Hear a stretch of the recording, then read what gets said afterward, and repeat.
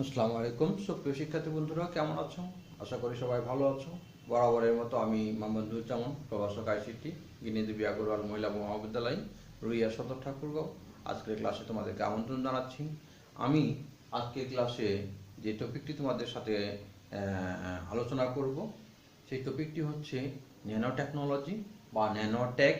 Nano প্রযুক্তি, এটাকে nano technology বলা হয়, ন্যানোটেক বলা হয়, ন্যানো প্রযুক্তি বলা হয়। তো আমরা কি পড়ব? আমরা উচ্চ মাধ্যমিক শ্রেণীর অর্থাৎ একাদশ এবং দ্বাদশ শ্রেণীর আইসিটি বিষয়ের প্রথম অধ্যায়ে আমরা আজকে যে টপিকটি নিয়ে আলোচনা করব সেটি ন্যানো টেকনোলজি। তো ন্যানো শব্দটি গ্রিক শব্দ ন্যানোস থেকে এসেছে। তার আগে সুপ্রিয় শিক্ষার্থী বন্ধুরা, এই ক্লাসটি তোমরা ঝটপট শেয়ার করে দাও, আর কমেন্ট বক্সে নিজের নাম, রোল, শাখা, বিভাগ এগুলো তোমরা অবশ্যই লিখে দিব। তার ন্যানো শব্দটি গ্রিক শব্দ। ন্যানো শব্দটি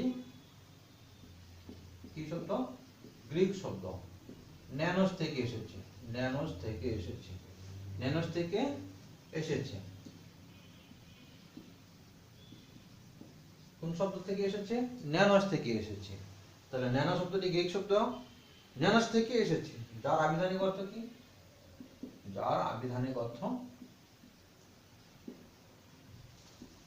কি?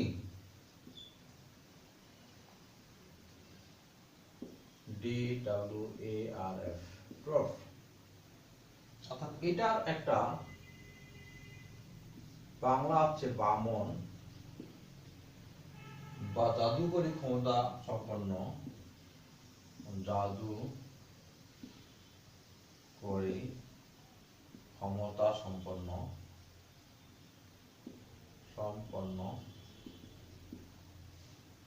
ক্ষুদ্রাকৃতির প্রাণী। ক্ষুদ্রাকৃতির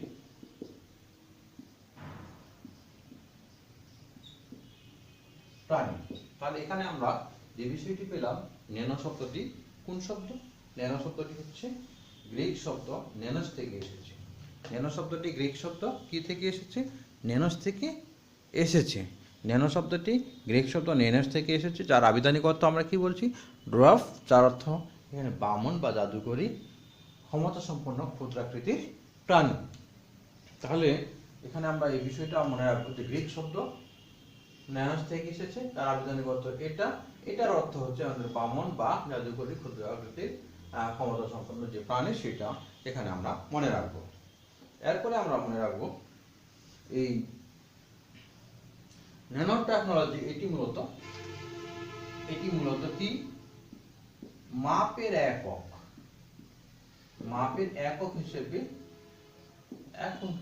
এটি ব্যবহৃত হয়ে থাকে। কিসের একক হিসেবে? মাপের একক হিসেবে ব্যবহৃত হয়ে থাকে। এই যে মাপের একক, এটি আমরা মনে রাখবো। এটি মাপের একক হিসেবে ব্যবহৃত হয়ে থাকে। তারপরে আমরা বলবো যে 1 ন্যানোমিটারের, তাহলে এগুলো আমরা এখানে লিখে রাখলাম। এরপরে আমরা চলে যাচ্ছি কিসের একক? মাপের একক। এরপরে আমরা বলছি যে 1 মিটারে 100 কোটি ভাগের 1 ভাগ হলো 1 ন্যানোমিটার। 1 মিটারের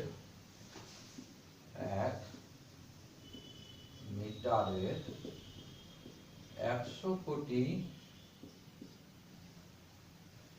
ভাগের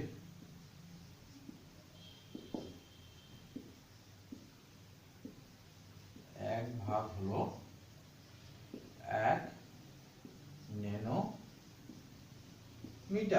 এটি কিন্তু আমরা মনে রাখবো। তাহলে 1 ন্যানোমিটার সমান 10⁻⁹ মিটার।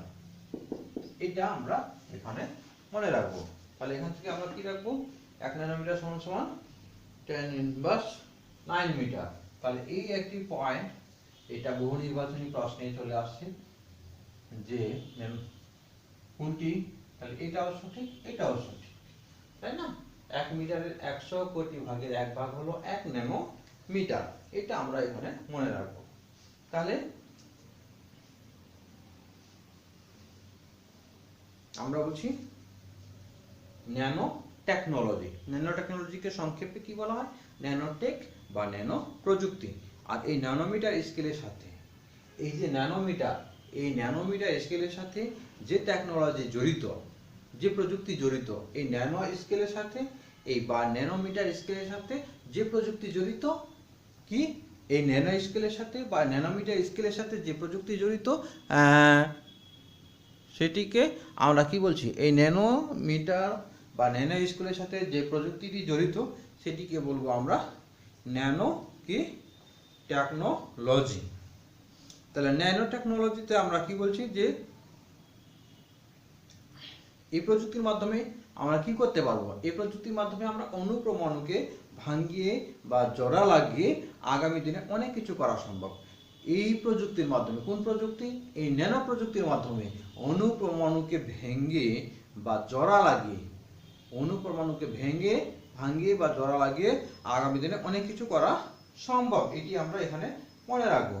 তাহলে এই ন্যানো টেকনোলজির একটা সংজ্ঞা আমরা একটু ভালো করে তাহলে লিখে রাখি।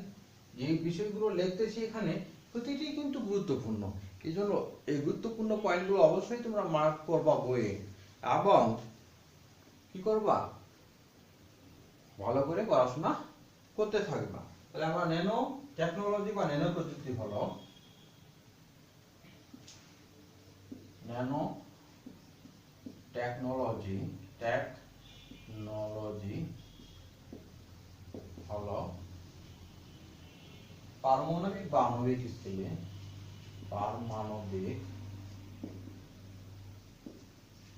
আণবিক স্কেলে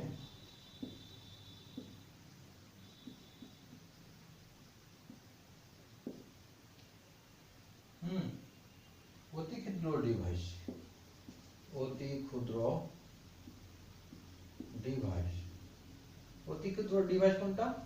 যেমন রোবট। অতি ক্ষুদ্র ডিভাইস বলতে যেমন রোবট তৈরি করার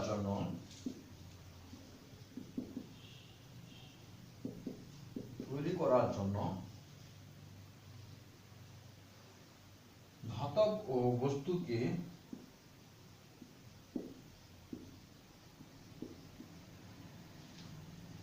সুনিপুণভাবে কাজে লাগানোর বিজ্ঞান।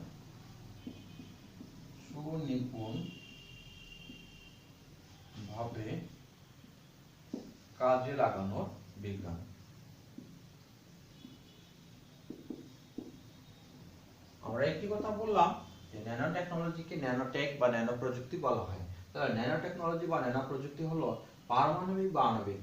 আমরা কিন্তু এখান থেকে যে বিষয়টা মনে রাখবো পারমাণবিক বা আণবিক।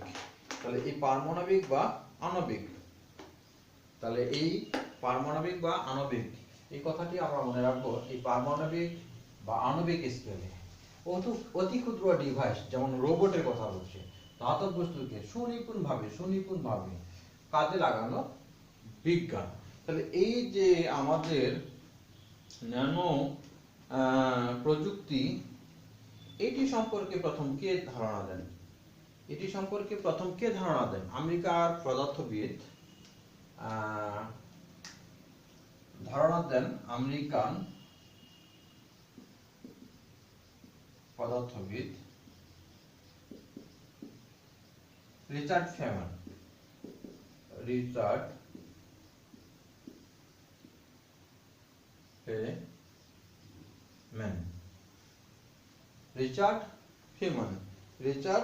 ফেমান কত সালে? 1959 সালের 29শে ডিসেম্বর। 1959 সালের 29শে ডিসেম্বর। তাহলে এই লাইনটি আমরা মনে রাখবো। আমেরিকান পদার্থবিদ রিচার্ড ফেমান কত সালে? 1959 সালের 29শে ডিসেম্বর। তাহলে এই বিষয়গুলো আমরা এখানে দেখতে পেলাম যে এটি একটি সংজ্ঞা আমরা মনে রাখবো। তাহলে দুইটি কথা আমি না বললেই নয় যে যদি একটি মার্বেল 1 ন্যানোমিটার হয়, তাহলে পৃথিবীর সাইজ হবে 1 মিটার। যদি একটি মার্বেল 1 ন্যানোমিটার হয়, তাহলে পৃথিবীর সাইজ হবে কত? 1 মিটার। ন্যানো প্রযুক্তি ব্যবহার চিকিৎসা ক্ষেত্রে নতুন দিগন্ত সৃষ্টি করেছে। ন্যানো প্রযুক্তির ব্যবহার এখন চিকিৎসা ক্ষেত্রে কি করছে, নতুন দিগন্ত সৃষ্টি করছে বা করবে। যেমন ক্যান্সার চিকিৎসায় যদি আমরা রেডিয়েশন যদি দেই, তাহলে কি হবে, আক্রান্ত কোষ ছাড়াও আশেপাশের আরো ভালো যে অনেক ভালো কোষ, সেগুলো কিন্তু ক্ষতিগ্রস্ত হবে।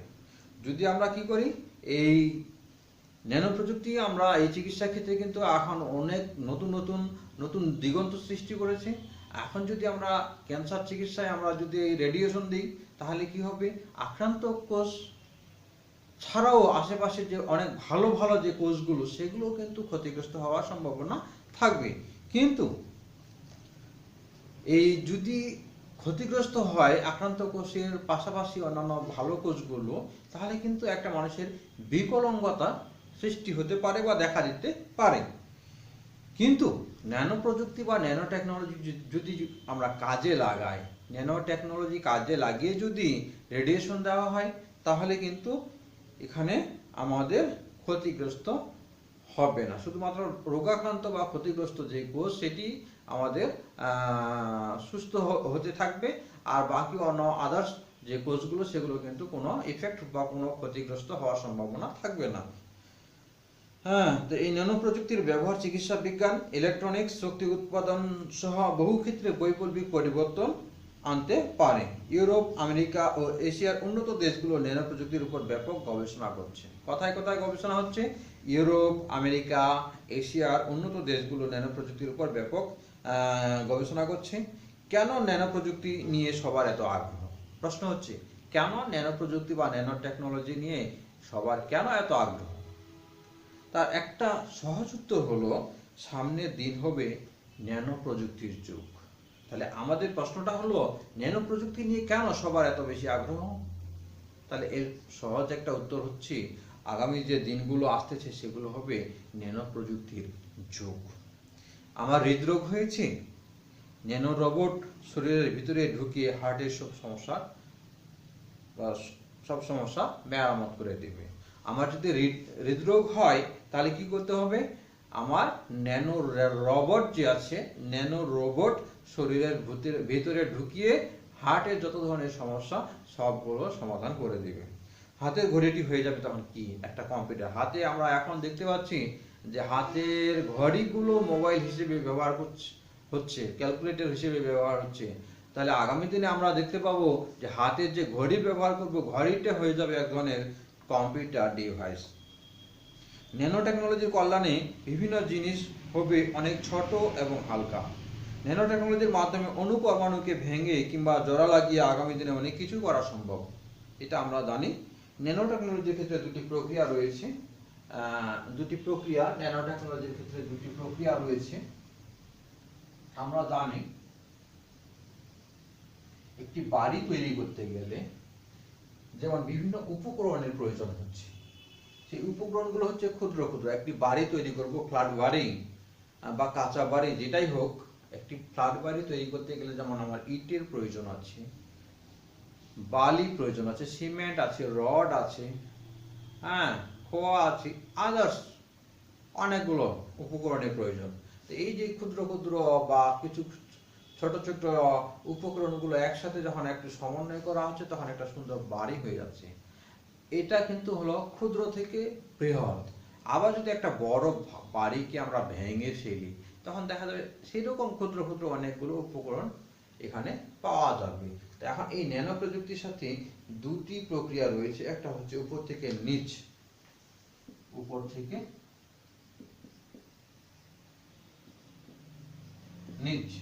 আর একটা হচ্ছে নিচ থেকে।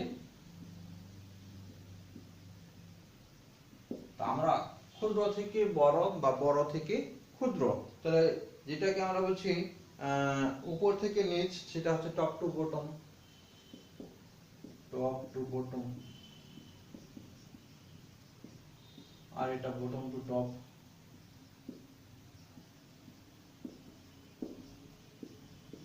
আমরা কিন্তু এখানে দুটি বিষয়ের কথাই বললাম, একটি বাড়ির উদাহরণ দিয়ে। হ্যাঁ, এই হচ্ছে BOTTOM, এখানে ও হবে, এখানে ও হবে। হ্যাঁ, তা আমরা এই দুইটি প্রক্রিয়া বা দুইটি ধারণা এখানে রয়েছে, উপর থেকে নিচ একটা আর নিচ থেকে উপর একটা, top to bottom, bottom to top. এই হচ্ছে আমাদের ন্যানো টেকনোলজি সম্পর্কিত বিষয়। এরপরে আমরা ন্যানো টেকনোলজির গুরুত্ব, ন্যানো টেকনোলজির গুরুত্বর বিষয়গুলো। তাহলে আমরা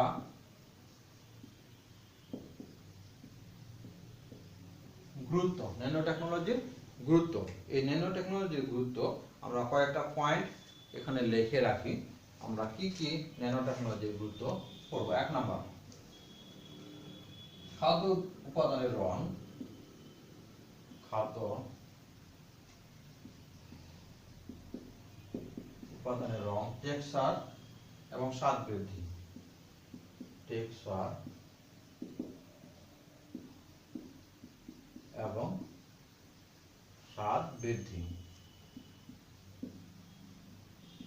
এটি একটি পয়েন্ট। তা আমি একটু বলে রাখি যে আমরা খাদ্য শিল্পে এখন ন্যানো টেকনোলজির ব্যবহার করে ন্যানো স্কেল খাদ্য উপাদান উৎপাদন করা হচ্ছে, যা খাদ্যের রং, টেক্সচার এবং স্বাদ বৃদ্ধিতে সহায়তা করে। এরপরে আমরা টিটানিয়াম ডাইঅক্সাইডের কথা বলছি। খাদ্য প্যাকেজিং এ, খাদ্য প্যাকেজিং এ, খাদ্য প্যাকেজিং এ, প্যাকেজিং এ, খাদ্য প্যাকেজিং, এই 2 নাম্বার পয়েন্ট হচ্ছে খাদ্য প্যাকেজিং এ। হ্যাঁ, এটি কিন্তু আমাদের বহু নির্বাচনী প্রশ্নে চলে আসে যে খাদ্য প্যাকেজিং এর ক্ষেত্রে কোন প্রযুক্তি ব্যবহার করা হয়, খাদ্য প্যাকেজিং এর ক্ষেত্রে কোন প্রযুক্তি ব্যবহার করা হয়। 3 নাম্বার, খাদ্য সংরক্ষণ, খাদ্য সংরক্ষণ, এটিও কিন্তু একটা আমাদের বহু নির্বাচনী প্রশ্ন হতে পারে। সংরক্ষণের ক্ষেত্রে আমাদের nano technology. 4 number, nano sensor, nano sensor, nano sensor, এই যে আমাদের পয়েন্টগুলো, এগুলো হচ্ছে ন্যানো টেকনোলজির গুরুত্ব। একটা হচ্ছে এটা খাদ্য উপাদানের রং, টেক্সচার এবং স্বাদ বৃদ্ধিতে। 2 নাম্বার হচ্ছে খাদ্য প্যাকেজিং এ। 3 নাম্বার হচ্ছে খাদ্য সংরক্ষণে। 4 নাম্বার হচ্ছে ন্যানো সেন্সর। সুপ্রিয় শিক্ষার্থী বন্ধুরা, আমরা ন্যানো টেকনোলজির গুরুত্ব বলছি। 1 নাম্বার খাদ্য উপাদানের রং, টেক্সচার এবং স্বাদ বৃদ্ধি। 2 নাম্বার খাদ্য প্যাকেজিং। 3 নাম্বার খাদ্য সংরক্ষণ। 4 নাম্বার ন্যানো সেন্সর। তো এই হচ্ছে আমাদের ন্যানো টেকনোলজির গুরুত্ব। তোমরা এই পয়েন্টগুলো একটু বেশি 2-4 লাইন করে একটু দেখার চেষ্টা করবা, যেন 3 মার্ক 4 মার্কের কোনো প্রশ্ন আসলে যেন আমরা ন্যানো টেকনোলজি থেকে যেন আমরা দিতে পারি। তো এরপরে আমরা চলে যাচ্ছি এর পরের ধাপে, পরের স্টেপে। এখানে আর কি রয়েছে সেটি আমরা এখন দেখব। তো সুপ্রিয় শিক্ষার্থী বন্ধুরা, দেখতে দেখতে কিন্তু আমরা প্রথম অধ্যায়ের অনেকগুলো কাজেই আমরা শেষ করছি। তোমাদের কাছে একটি আকুল আবেদন আমার, যে তোমরা এই কমেন্ট বক্সে অবশ্যই তোমরা কোথা থেকে, কোন প্রান্ত থেকে, কোন কলেজ থেকে এই ক্লাসে সংযুক্ত হয়েছ সেটি অবশ্যই লিখবা। আবার আমাদের যে গিনিদেবী আগরওয়াল মহিলা কলেজ রুইয়া ঠাকুরগাঁয়ের যে সকল শিক্ষার্থী এই ক্লাসে অন্তর্ভুক্ত বা এই সকল আমাদের অনলাইন ক্লাসে সবসময় যুক্ত থেকে ক্লাসগুলো করছো, তাদেরকে অবশ্যই এই নিয়মিত ক্লাসগুলো দেখার আহ্বান করছি। এবং এই প্রতিটি ক্লাসে আমরা কমেন্ট বক্সে নিজের নাম লিখবো, রোল লিখবো, শাখা লিখবো বা বিভাগ লিখবো। এগুলো তোমাদের অবশ্যই লিখতে হবে। আর এগুলোকেই আমি কাউন্ট করব বা আমরা কাউন্ট করব যে কে ক্লাস করছে, কে ক্লাস করছে না। তো সুপ্রিয় শিক্ষার্থী বন্ধুরা, আমরা এই পরের স্টেপে চলে যাচ্ছি। তাছাড়াও আমি আরেকটি কথা বলবো যে আরও বিশেষভাবে আমি আহ্বান করছি, যারা আমাদের যে কিশোর বাতায়ন নামক যে ফেসবুক পেজ রয়েছে, সেখানে আমাদের ক্লাস, সুন্দর সুন্দর ক্লাসগুলো বিভিন্ন স্যার মহোদয়গণ উপহার দিয়ে থাকেন, ক্লাস নিয়ে থাকেন, সেগুলো দেখার আহ্বান করছি। কিশোর বাতায়ন ফেসবুক পেজ, কিশোর বাতায়নের ফেসবুক পেজ, কিশোর বাতায়ন নামক যে ফেসবুক পেজ আছে সেটাতে দেখার একটু চেষ্টা করব। কিশোর বাতায়নের ফেসবুক পেজে আমি ক্লাসগুলো আমরা নিয়মিত দেখার চেষ্টা করব। পাশাপাশি আমাদের যে পেজ রয়েছে কলেজের, সেগুলো দেখব। Rangpur online school, Thakurgaon online school, এরকম বিভিন্ন রয়েছে, যেখানেই ক্লাসগুলো আমরা পাবো একটু দেখার চেষ্টা করব দিনের কোনো এক ভাগে। এরপর আমরা চলে যাচ্ছি ন্যানো প্রযুক্তির প্রয়োগ ক্ষেত্র। ন্যানো টেকনোলজির এবারে আমরা ন্যানো টেকনোলজির প্রয়োগ ক্ষেত্রতে চলে যাচ্ছি। কোথায় কোথায় প্রয়োগ করা যায় যেতে পারে। এক নম্বর, কম্পিউটার হার্ডওয়্যার তৈরি। এই পয়েন্টগুলো কিন্তু গুরুত্বপূর্ণ। কম্পিউটার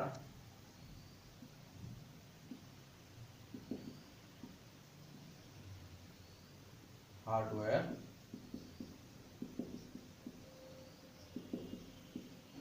কম্পিউটারের যে হার্ডওয়্যার, এই কম্পিউটারের হার্ডওয়্যার তৈরি করার জন্য আমাদের এই ন্যানো টেকনোলজি ব্যবহার করা হয়। কম্পিউটারের মেমোরি, গতি, দক্ষতা ইত্যাদি বৃদ্ধির জন্য বিভিন্ন হার্ডওয়্যার, কম্পিউটারের মেমোরি, গতি এবং দক্ষতা বৃদ্ধির জন্য যে বিভিন্ন হার্ডওয়্যার এবং ভিডিও গেমস কনসোল তৈরিতে ন্যানো টেকনোলজি ব্যবহার করা হয়। ন্যানো রোবট 2 নাম্বার, ন্যানো, তাহলে 1 নাম্বারটা কিন্তু বেশি ইম্পর্টেন্ট। 2 নাম্বার এগুলো খ নাম্বার প্রশ্নে আসতে পারে। 3 নাম্বার, ইলেকট্রনিক্স যন্ত্রপাতি, ইলেকট্রনিক্স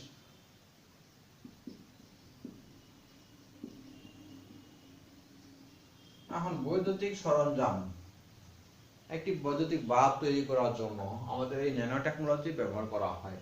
এটিও আমাদের খ নাম্বার প্রশ্নের জন্য গুরুত্বপূর্ণ, অত্যন্ত গুরুত্বপূর্ণ আমি মনে করি। 4 নাম্বার, জ্বালানি।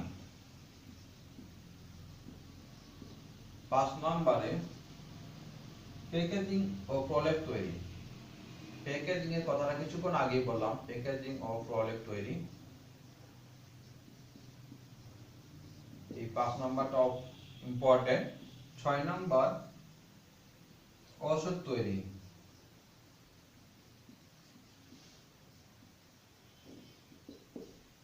7 নম্বরে বস্ত্র শিল্প।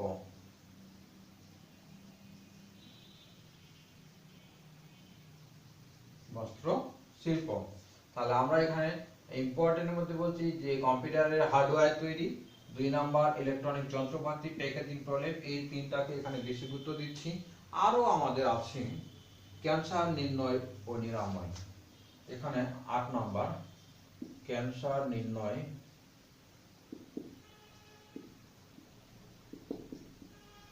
ও নিরাময়, এটা একটা পয়েন্ট। 9 নাম্বার, খেলাধুলার সামগ্রী, খেলাধুলার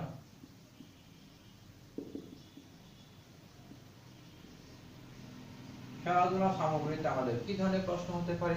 আমরা খেলাধুলায় বিভিন্ন ধরনের খেলাধুলায় আমরা বিভিন্ন উপকরণ ব্যবহার করি। সেই উপকরণ যেমন টেনিস বল, টেনিস খেলা, টেনিস বলের স্থায়িত্ব বৃদ্ধি করার জন্য, বাতাসে গলফ বলের পজিশন ঠিক রাখার জন্য, র্যাকেটের শক্তি ও স্থায়িত্ব বৃদ্ধির জন্য ন্যানো টেকনোলজি ব্যবহার করা হয়। এখন প্রশ্ন হতে পারে টেনিস বলের স্থায়িত্ব বৃদ্ধির জন্য কোন প্রযুক্তি ব্যবহার করা হয়। টেনিস বলের স্থায়িত্ব বৃদ্ধির জন্য কোন প্রযুক্তি ব্যবহার করা হয়, তাহলে আমরা কি বলবো, ন্যানো টেকনোলজি। বাতাসে গলফ বলের পজিশন ঠিক রাখার জন্য কোন প্রযুক্তি ব্যবহার করা হয়, ন্যানো টেকনোলজি। র্যাকেটের গতি ও স্থায়িত্ব বৃদ্ধির জন্য কোন প্রযুক্তি ব্যবহার করা হয়, ন্যানো টেকনোলজি। এছাড়াও আমরা যে খেলাধুলায় বিভিন্ন জুতা, মোজা, ট্রাউজার ব্যবহার করি, এগুলোর স্থায়িত্ব বৃদ্ধি এবং আরামপ্রদ করার জন্য আমাদের এই ন্যানো টেকনোলজি ব্যবহার করা হয়। খেলোয়াড়দের জুতা, মোজা, ট্রাউজার এগুলো কি আরামপ্রদ এবং স্থায়িত্ব বৃদ্ধির জন্য আমাদের এই ন্যানো টেকনোলজি ব্যবহার করা হয়। তো এটি আমাদের খুব গুরুত্বপূর্ণ পয়েন্ট একটা, খেলাধুলার সামগ্রী। তারপরে বাতাস পরিশোধন, বাতাস পরিশোধন, বাতাস পরিশোধন,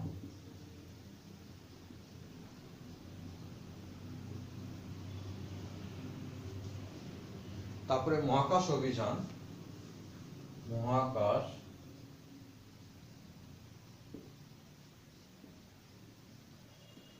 অভিযান। 12 নম্বর, কৃত্রিম অঙ্গ প্রত্যঙ্গ তৈরি, কৃত্রিম অঙ্গ প্রত্যঙ্গ তৈরি। 13 নম্বর টিটানিয়াম ডাইঅক্সাইড তৈরি। টিটানিয়াম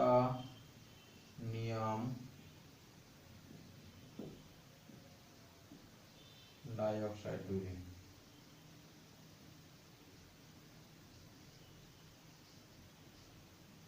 টিটানিয়াম ডাইঅক্সাইড তৈরি, এখানে সানস্ক্রিন তৈরিতে সানস্ক্রিনে ব্যবহৃত হয় টিটানিয়াম ডাইঅক্সাইড। এই টিটানিয়াম যেটা সানস্ক্রিনে ব্যবহৃত হয় সেটা হচ্ছে টিটানিয়াম ডাইঅক্সাইড।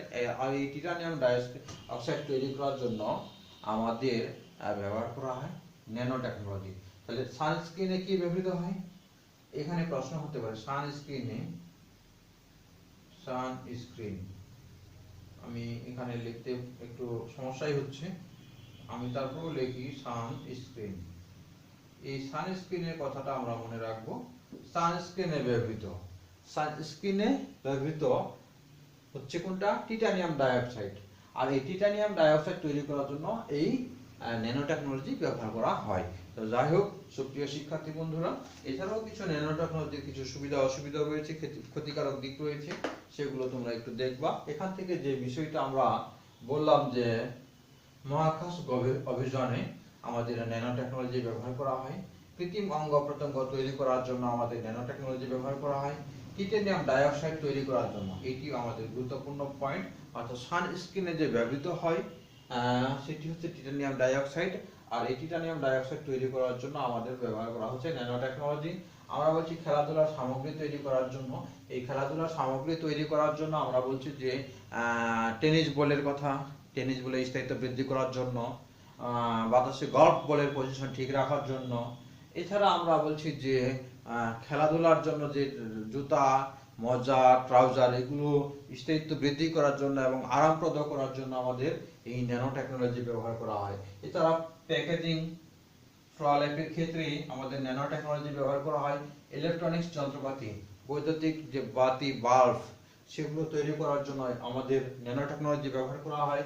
ন্যানো রোবট, কম্পিউটারে বিভিন্ন ধরনের আমাদের এখানে ন্যানো রোবটের ক্ষুদ্র ক্ষুদ্র রোবট তৈরি করার জন্য, এখানে কম্পিউটারে হার্ডওয়্যার, কম্পিউটারে যে বিভিন্ন মেমোরি রয়েছে সেগুলো তৈরি করার জন্য আমাদের এই ন্যানো টেকনোলজি ব্যবহার করা হয়। তো সুপ্রিয় শিক্ষার্থী বন্ধুরা, এখানে এই 1 নম্বর, 3 নম্বর, 5 নম্বর, 9 নম্বর, 11, 13 এগুলোকে একটু বেশি গুরুত্ব দিতে হবে। 1, 3, 5, 9, 11, 13 এগুলো আমাদের বেশি করে গুরুত্ব দিতে হবে। এখান থেকে বহু নির্বাচনী প্রশ্ন আসতে পারে। আবার খ নম্বর প্রশ্নের জন্য আমাদের যেটা বেশি করে ইম্পর্টেন্ট সেটা হচ্ছে এই 3 নম্বর পয়েন্টটা, 1 নম্বর পয়েন্টটা, এগুলো খ নম্বর প্রশ্নের জন্য আমাদের আসতে পারে। এছাড়াও ন্যানো টেকনোলজি সম্পর্কিত যে বিষয়গুলো বা যে আগামী দিনে যে প্রশ্নগুলো আমরা আসবে যেভাবে, সেগুলো দেখতে হবে আসলে কিভাবে আসে। আমরা সেজন্য আমরা বিগত সালের পড়াগুলো বা বিগত সালের প্রশ্নগুলো একটু দেখার চেষ্টা করব। আর একটি কথা না বললেই নয়, তোমাদের যে বেসিক যে ধারণাগুলো সেগুলো আগে নিতে হবে। তো এগুলো নেওয়ার জন্য তোমরা কিন্তু বোর্ড বই তো পড়তেই হবে। বোর্ড বইয়ের পাশাপাশি অন্যান্য সহযোগী বইগুলো তোমাদের একটু দেখা উচিত, কারণ আগামী 2021 সালে পরীক্ষা কিরকম হবে, 2022 সালে কিরকম হবে, অর্থাৎ 2022 সালে কিন্তু তোমাদের